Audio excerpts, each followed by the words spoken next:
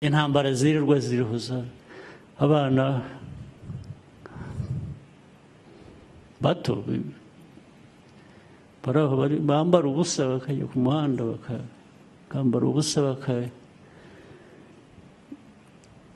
uwambara ubusa ararata iki undi adafite twese tudafite kwambara ubusa kwambara ubusa nta dini iribaho ryo kwambara ubusa nta muryango ubaho kwambara ubusa ariko buriya kwambara ubusa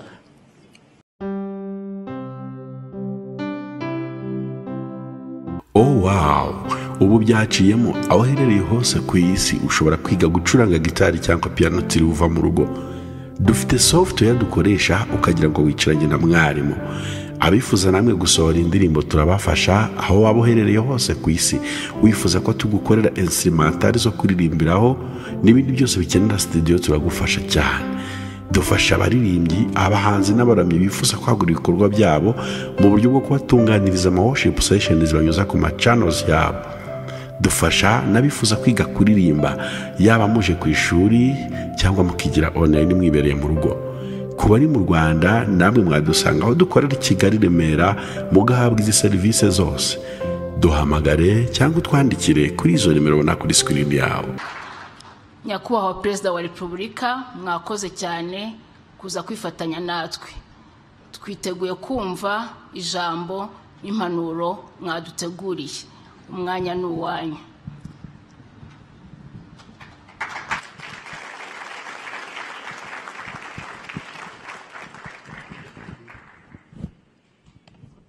Mwaramutse neza mwese.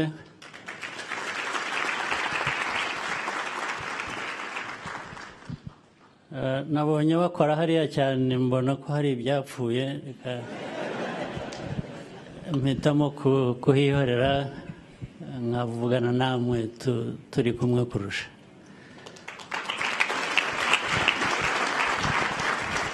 Ndizera ko mwaramutse neza mwese kandi mwatangiye umwaka neza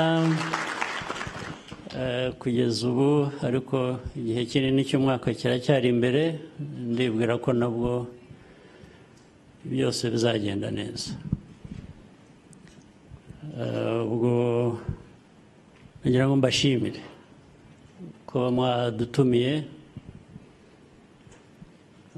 kuza kuba turi hamwe namwe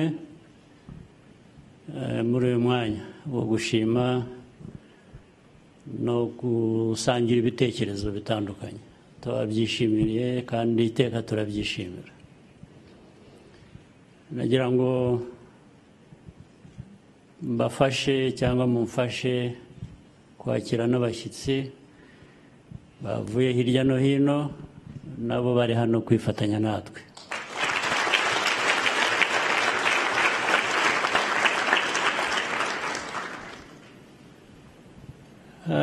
Ndagira ngo mpere ku bivugwa buri gihe kandi kuko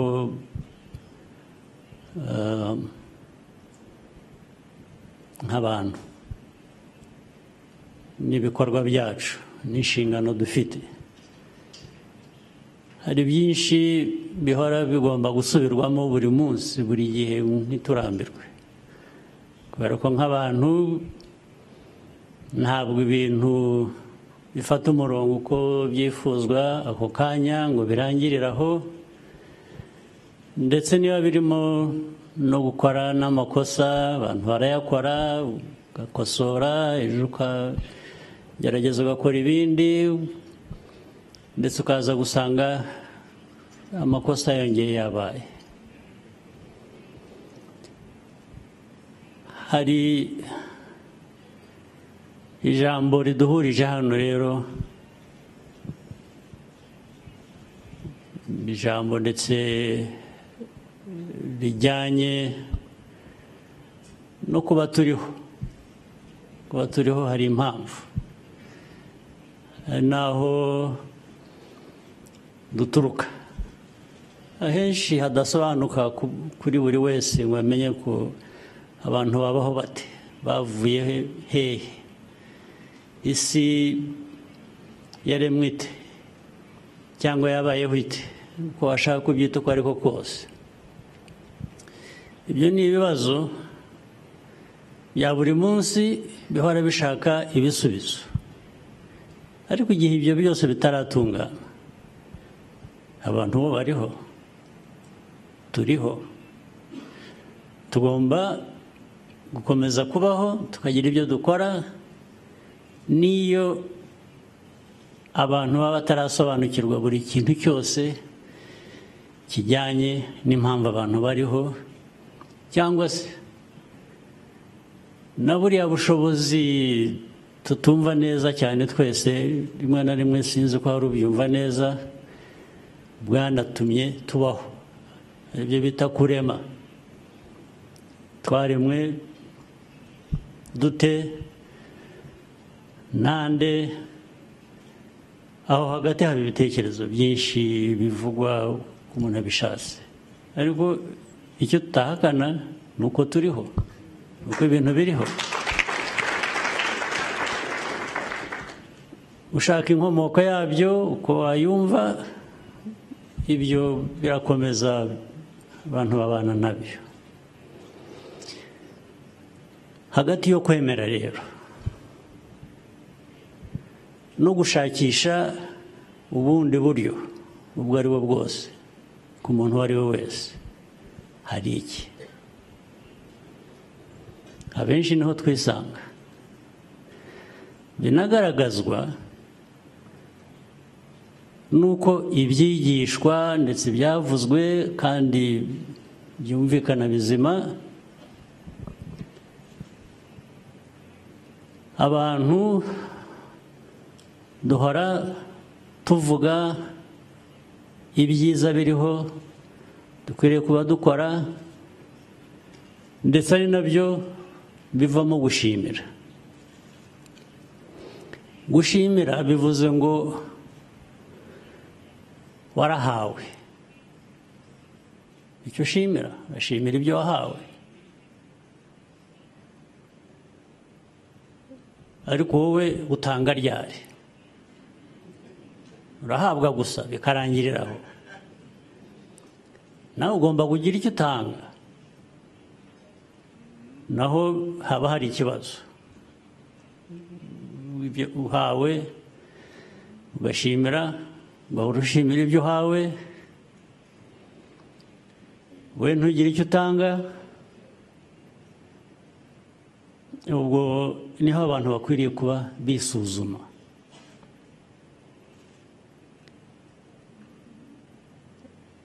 Ni naho rero haturuka muri ya nyigisho twumvise,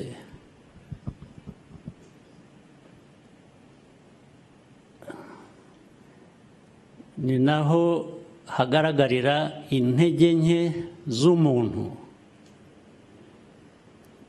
Umuntu ku ruhande rumwe ugashimira kubera ko wabonye ufite ibyo wakiriye, ku rundi ntihagire ikikuvamo ngo kigere ku bandi. Byagenze bite?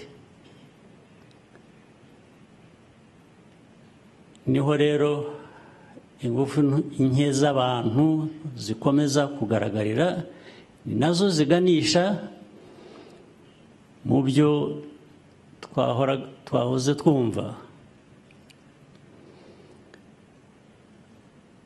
Dushakira cya kintu gihuza, rwa rutindo ruhuza kumenya,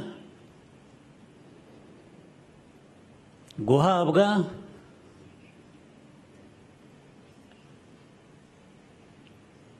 nawe gutanga. Gutanga ni kwa gukora, that is the doing. Iyo gap, icyo kinyuranyo kiri hagati gihora ari kinini cyane. Urutindo rugomba kubakwa hagati aho ni rurerure. Ntabwo rero dukwiriye no kubihunga. Hari abantu babihunga, bakabihungira mu ikuzo, kwikuza,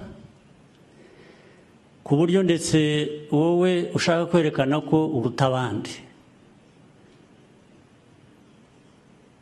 ariko ibyinshi wakwikuza kwa gushaka kwerekana ko uruta abandi biba mu mvugo gusa, ntabwo biba mu nkora, mu gukora.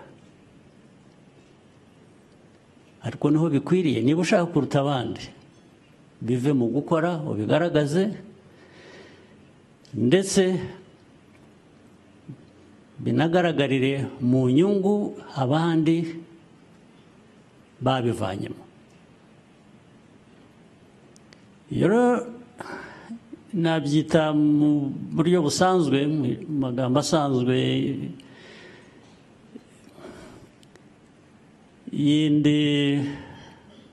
izindi nshingano abantu bamwe bafite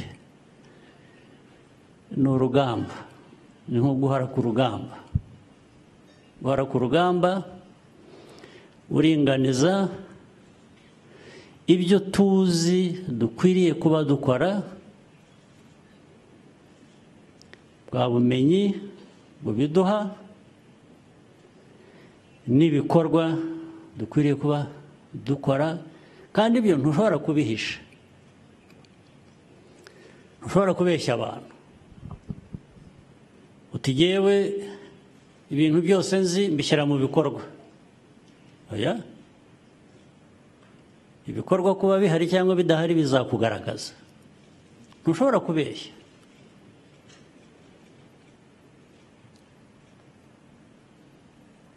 Niyo wabigerageza abantu barakubaza batari ko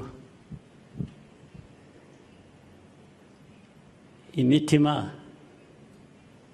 y'abantu wahinduye ukabajyana mu bikorwa bigaragaza icyavuyemo birihe, ngomba kubyerekana. Iyo rero ni intambara ihoraho buri munsi. Reka mbaye nk'urugero w'inshingano abenshi hano dusangiye tuba. Mvanye gatoya mu bintu byo kwemera, ibintu by'idini, ibintu bijyanye mu buzima bwacu busanzwe twirwamo buri munsi. Nabwo ntitugatwarwe cyane ngo ugende ujye hejuru wibagirwe hasi. Ugomba kwibuka ukuri k'ubuzima ni hasi, ni hano ku isi niho turi. Ibindi byo mu kirere binakomeye cyane kubyumva neza, ibyo ni byiza, duhora dushakisha uko twabana nabyo, byatuyobora, byagira bite, ariko tujye twibuka ngo aho duhagaze niho habanza. Tuvuge nko mu nama ya leta, hari inzego nyinshi zitandukanye dukoreramo, z'ubuyobozi bw'igihugu, za politiki, iki bavuze amatora twanyuzemo, nayo mbashimira, nayo mwarayasengeye, ndetse ubwo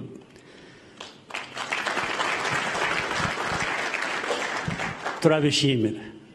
Ariko ubwo tubishimira, nzi ko mfite umwenda, nashimiwe ibyo nahawe, ngomba kugira ibyo ntanga. Ntabwo nashimira gusa,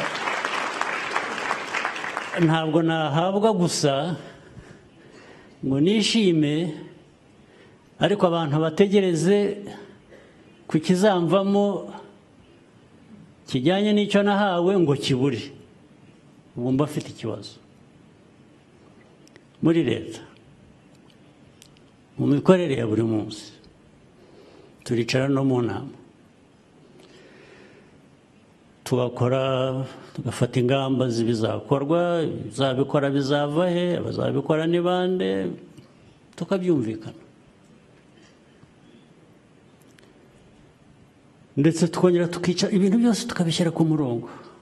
Umwe ashinzwe iki, undi ashinzwe iki, twagihuriyeho, twakiganiriye,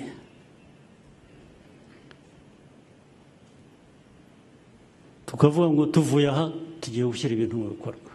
N'amikoro arahari kuri bimwe, ntabwo amikoro aboneka kuri buri byose, ariko ndavuga ku mikoro aboneka ahari n'ibyo agomba ayo mikoro gukora. Tinda gato wabaza umuntu umwe uti tugeze kuri wari ushinzwe ibikorwa, tugeze atangira gusaba imbabazi ati naribagiwe, ati mutubabarire twaribagiwe. Okay. Ukabaza undi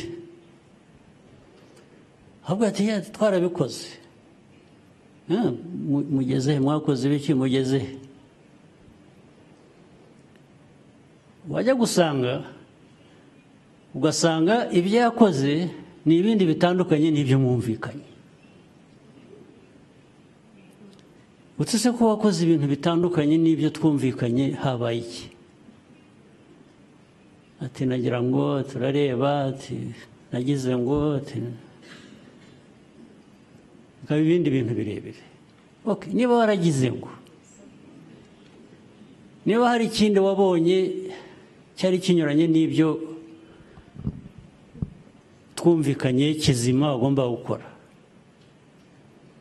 kuki se utasubiye inyuma ngo natwe twese tubimenye, tuvuge ko hari inama twungutse dukwiye kuba dukurikiza? Habaye iki?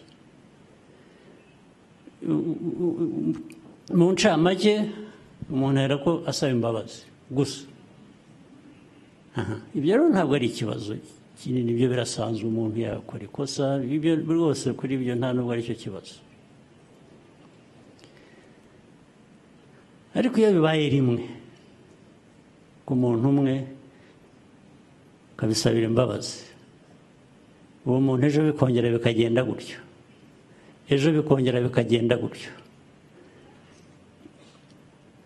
ntabwo biba bikiri ya makosa akorwa gusa kubera ko uri umuntu, kuko abantu bakora amakosa. Byabaye ikosa ryahindutse icyaha, ni icyaha, ntabwo bikiri ikosa risanzwe ry'abantu bakora.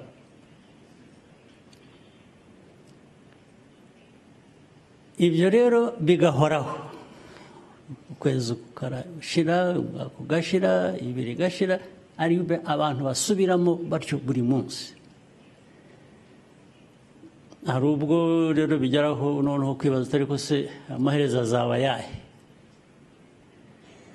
Ku buryo bworoshye kandi abantu benshi bakunze kunyuramo,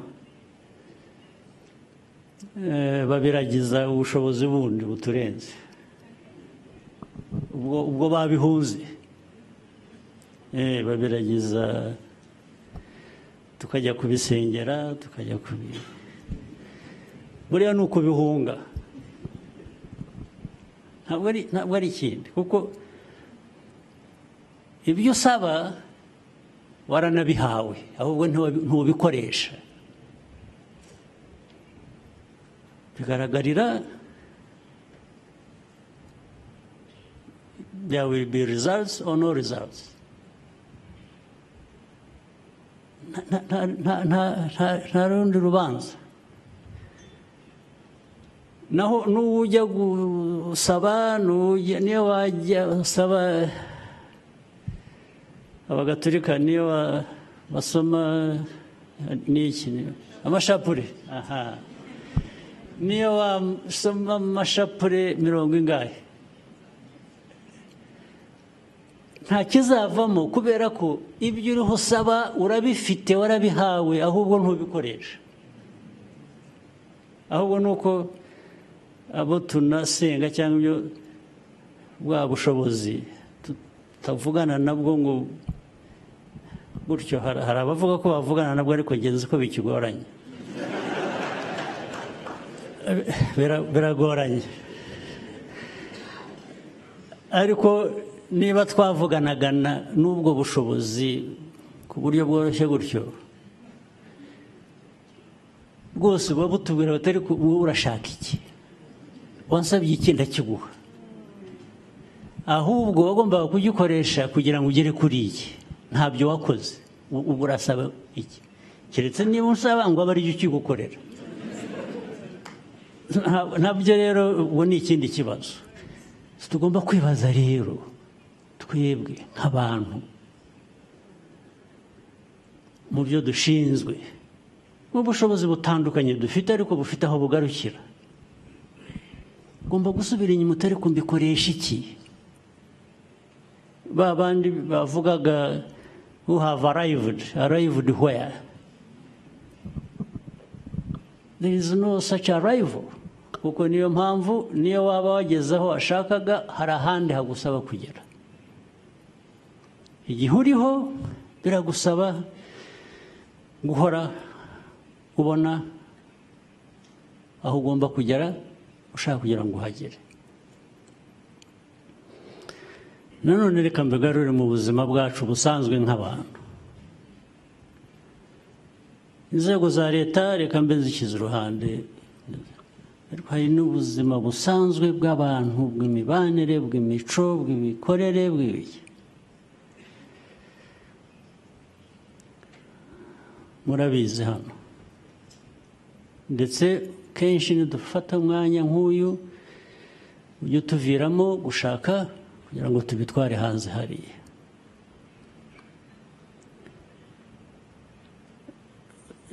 Ibi tuganira nuko twahuriye hano n'ibyo tuvuga, erega nabyo ni uburere. Ubu turi mu burere buduha gutekereza neza no gushingira ibikorwa byiza kuri ibyo dutekereza. Reka njye hanze mu buzima busanzwe.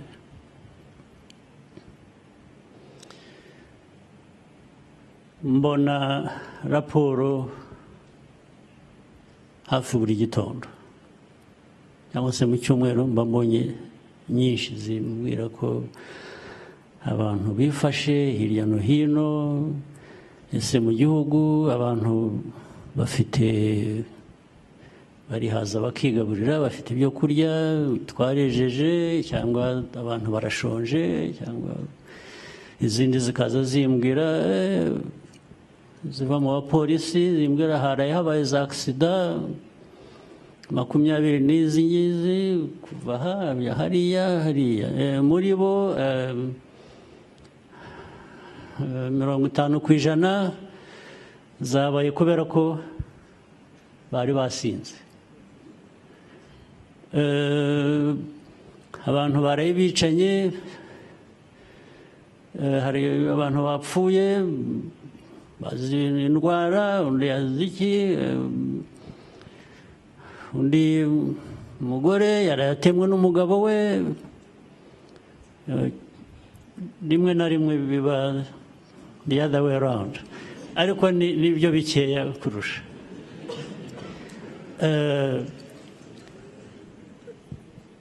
Ibintu byinshi abandi twafashe, abantu bangana batya twasanze bari mu biyobyabwenge,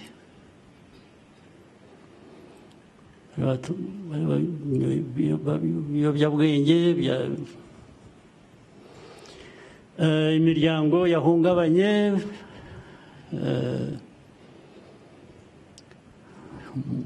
mu mago n'abana batoya bagishakana, bamaze amezi bashakanye bataragira n'urubyaro. Hari imanza zingana zitya baraye batandukanye, ntibumvikana, bararwana cyangwa baragira batya, ibintu byinshi. Dushatse rero kugira ngo twuzuze inshingano zacu, hari abatuyobora mu bintu by'amadini, inyigisho zishingira kuri ibyo ngibyo, dukwiriye kwibuka kubikoresha uko bishobotse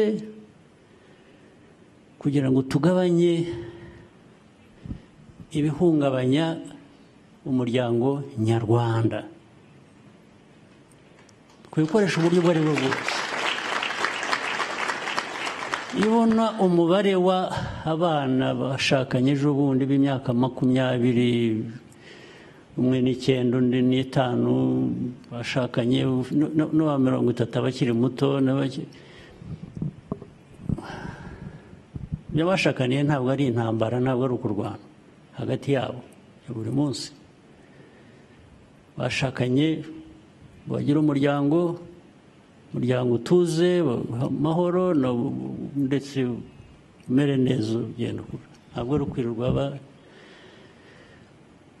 abandi rero abana batoya ku mihanda. Njya mbibona, nkurikira ibintu no kuri social media no kwicyo intambara zirirwa zirihuza abana bato bambara ubusa bakajya ku muhanda bakambara ubusa uwambara ubusa ararata iki undi adafite, twese tudafite. Kwambara ubusa, kwambara ubusa nta dini iribaho ryo kwambara ubusa.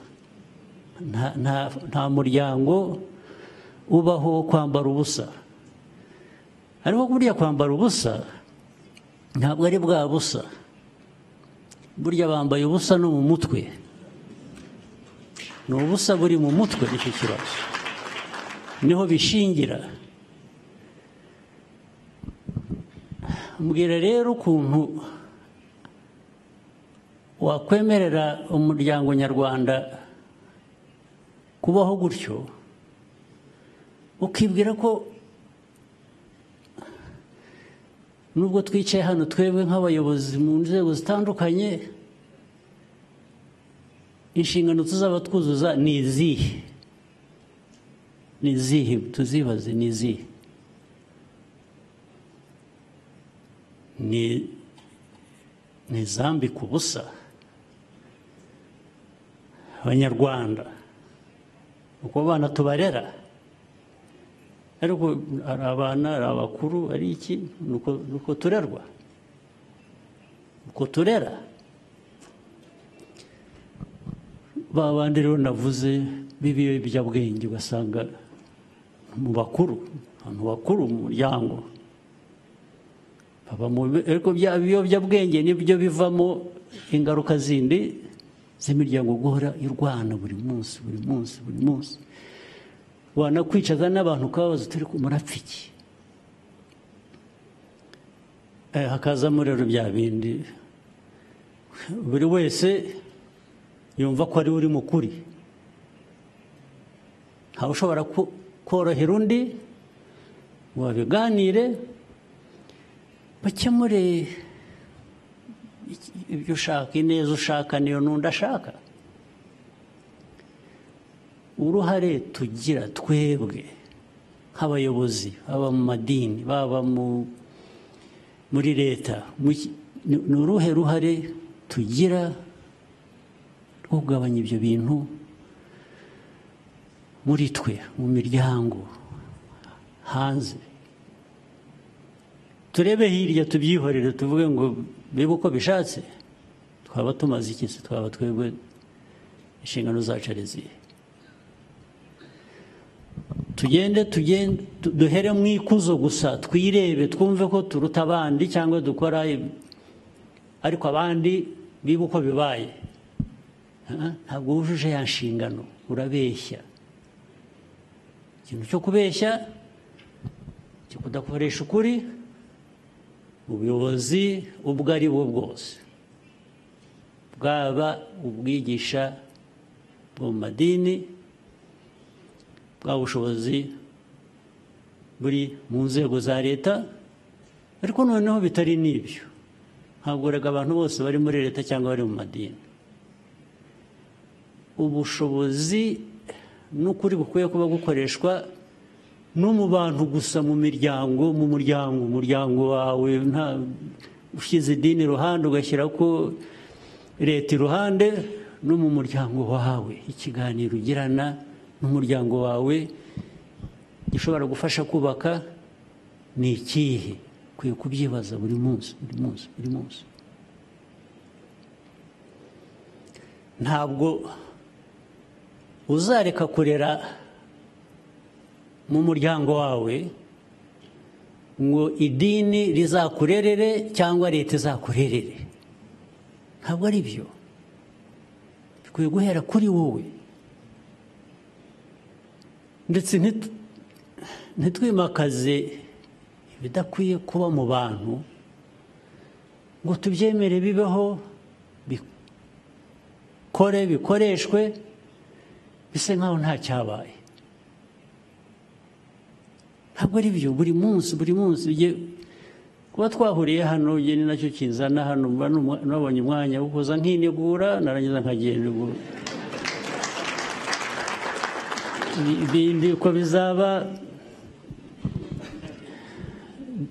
biraturenze. Atirisi abemera ko hari ibiturenze ndimo, ariko ntabwo bindenze kuvuga icyo ntekereza. Ndetse ubwo ndi mu nzira yo gufasha, wenda niyo kaba ari akantu gato, bya bindi biva mu kumenya biganisha mu gukora. Niba hari icyo umuntu yatangaho umusanzu, twese tujye tuwutanga.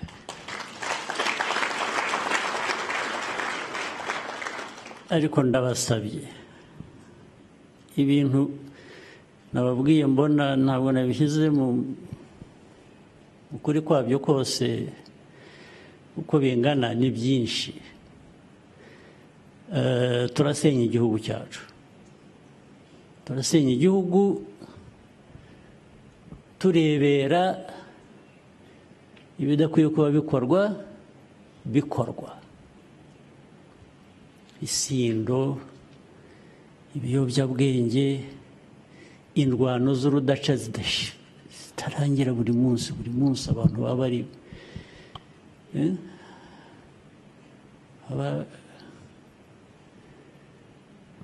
bashikurana. Nitubibona, nababwiye ko mbibona muri raporo mpabwa, ikintu cya mbere kinza mu mutwe ndabaza, ariko tugomba kuba dufite ibibazo mu buyobozi bwa leta ndetse n'ubw'abandi ntavuze. Bigomba kuba bihari. Ngo hari ikibazo, tugisuzume rero. Ntitukajye hanze gusa ngo tunyure hejuru y'ibintu, tuvuge neza, ndetse tube ibitangaza. Kuba igitangaza ni byiza, ariko kuba igitangaza ubigirwa n'abo wafashije nabo kuba baba igitangaza. Niba ntabo wafashije, ntukwiriye kumera neza ngo ube bihagije. Ukwiye kumera neza ubishingira ku bandi watumye bamera neza. Reka ndangiriza aho. Murakoze, muhorane imigisha y'Imana.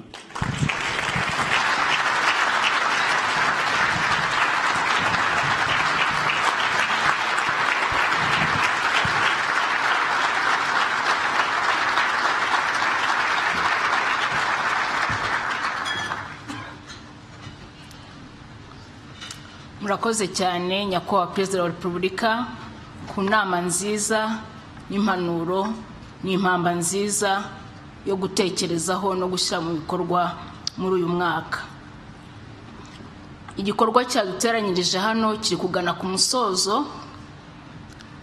Turagira ngo twakire Chorale Ijwi ry'Impanda, baratugezaho indirimbo imwe.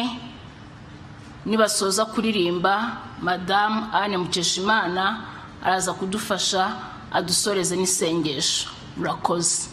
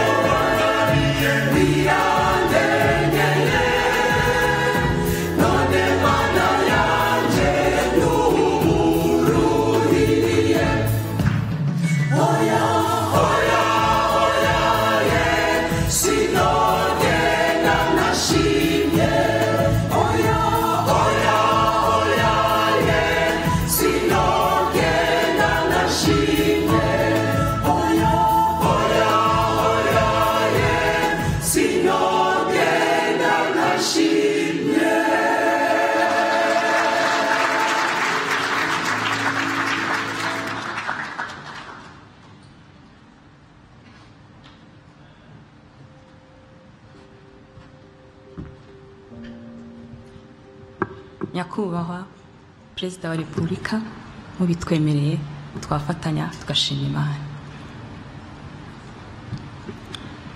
Mana turagushimiye, ni wowe rurema, mugenga wa byose, Imana yuzuye urukundo n'imbabazi nyinshi igaragariza abantu bayo. Wabitweretse ubwo watangaga umwana wawe Yesu Kristo agapfa ku bwacu kugira ngo atumurikire. Hatwe abanyarwanda turagushimiye, iyo turebye ibyo watugejejeho tukibuka n'ibihe twanyuzemo, turavuga ngo icyoro kibi cyawe Mana yacu. Tugushimiye impano nziza y'ubuyobozi waduhaye, ubwo wakoresheje ku byo abanyarwanda byose bagezemo, turabigushimiye Mwana. Mana turagushimiye uburyo wabanye natwe umwaka ushize, tugushimiye uburyo wadutsindiye icyorezo cyari cyugarije u Rwanda, nushimye. Tugushimiye amatora yabaye muri ya mwaka, kandi tugushimiye umutekano n'amahoro wakomeje kuduha abanyarwanda, turagushimiye. Tukuragije uyu mwaka w'ibihumbi 2025, u Rwanda turushyize mu biganza byawe Mwami, mu izina ry'umwami wacu Yesu Kristo uturinde umubi.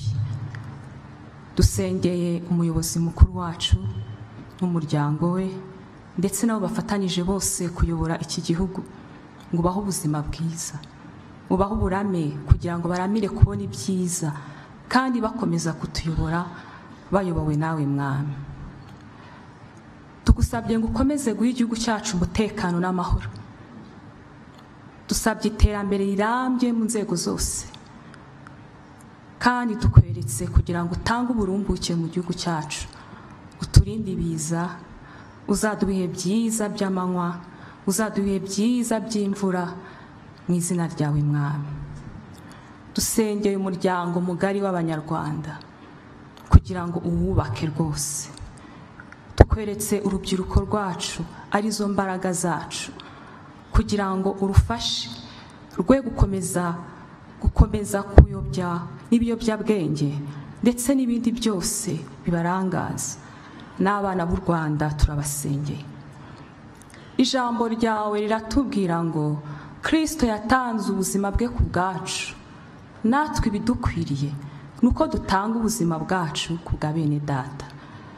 Turagusabye Mwami kugira ngo uduhe impano yawe y'urukundo, duhereye ku muryango nyarwanda tubashe gutanga ubuzima muri bwo. Dusengeye abayobozi bose kugira ngo Mwami uduhe impano y'urukundo kugira ngo tubashe gutanga ubuzima mu bo tuyobora, bizatuma igihugu cyacu cy'u Rwanda birushaho kugira imigisha n'amahoro. Turagushimiye ko wumva gusenga kwacu, nuko amahoro yawe n'imigisha utanga biboneke mu gihugu cyacu cy'u Rwanda. Byose tubisabye Imana mu izina rya Yesu Kristo, amen.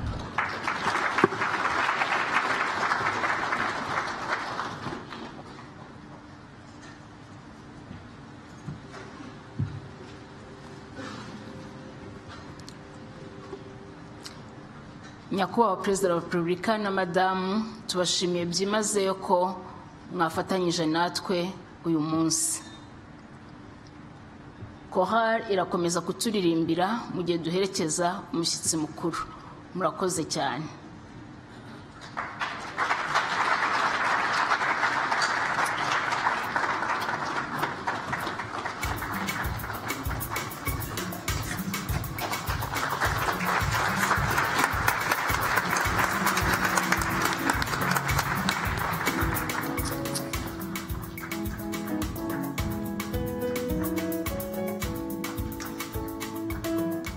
Kurikira televiziyo Rwanda ni naha rero igikorwa cy'amasengesho yo gushima Imana no gusengera igihugu azwi nka National Prayer Breakfast naha rero gisorejwe.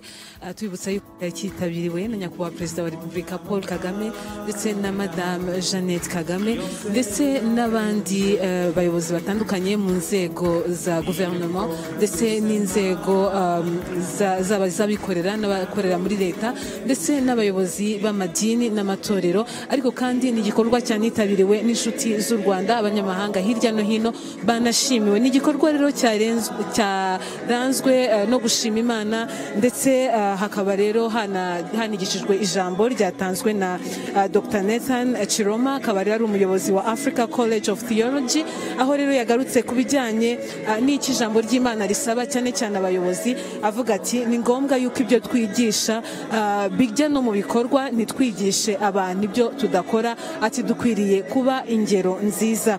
Hanyuma kandi nyakubahwa Perezida wa Repubulika Paul Kagame yagejeje ijambo kubitabiriye aya masengesho, aho yatangiye rero ashima iki gikorwa ndetse ashima n'inshuti z'u Rwanda zacyitabiriye. Yagize ati kuba turiho ariko kandi impamvu yo kubaho yacu ni uko tugomba gukora kandi tukanoza ibyo dushinzwe. Ati iyo uhawe inshingano urashima wowe, atariko se wowe ushyira mu bikorwa ibyo ushinzwe, ate se ugira ute kugira ngo abagutoye abaguhaye inshingano ubagirire akamaro.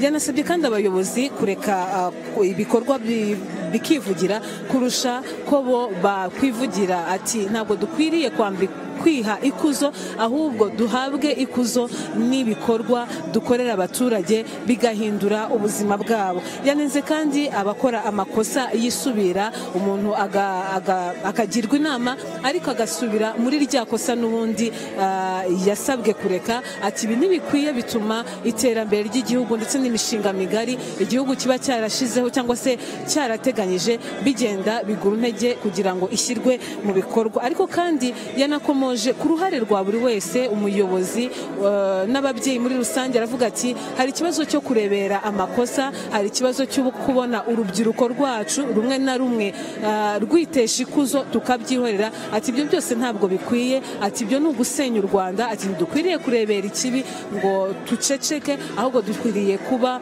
imbarutso, dukwiriye kugira uruhare mu kubaka iki gihugu duhereye no ku bakiri urubyiruko. Ati abayobozi ntibakwiriye kwitwa bandi b'indeba, ahubwo iteka umuyobozi akwiriye kuba urugero rwiza. Umuyobozi akwiriye gukosora ibitameze neza aho abibonye hose. Ni bimwe rero mu byagarutsweho muri iki gikorwa, muri aya masengesho. Ni amasengesho yo gushima umwaka ushize uko wagenze, ariko kandi no kuragiza uyu wa 2025 dutangiye. Harimo ibikorwa byinshi nk'uko nabikomojeho dutangira, twibuka yuko hashize amezi 4 gusa hatangiye gahunda yo kwihutisha iterambere izwi nka NST2 irimo ibikorwa byinshi. Naha rero dusoreje tubifuriza gukomeza kugira ibihe byiza na televiziyo Rwanda, gahunda zitandukanye. Mugira icyumweru cyiza. Njye ndi Gloria Mukamabano, Imana ibarinde.